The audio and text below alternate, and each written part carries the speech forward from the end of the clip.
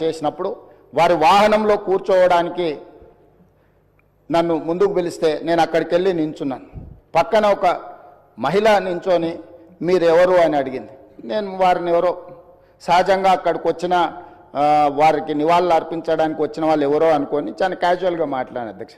కాసేపు అయినాక మాట్లాడితే వారు మన్మోహన్ సింగ్ గారి రెండవ కుమార్తె.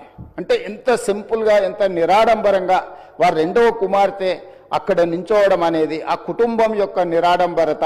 అంటే ఒక ప్రధానమంత్రిగా 10 సంవత్సరాలు, ఆర్బీఐ గవర్నర్గా, ఆర్థిక మంత్రిగా వివిధ హోదాలలో ఈ దేశానికి సేవలు అందించిన మన్మోహన్ సింగ్ గారి కుటుంబము అంత నిరాడంబరత ప్రదర్శించి అంత సామాన్యులు అక్కడికి వచ్చిన వారి అభిమానులు వారి శ్రేయోభిలాషుల మధ్యలో నించొని వారి నివాళులు అర్పించే కార్యక్రమంలో పాల్గొన్నారంటే వారు ఒక గొప్ప విలువలతో వాళ్ళ పిల్లలని వాళ్ళ కుటుంబాన్ని ముందుకు నడిపించిండు. వాళ్ళ కుటుంబానికి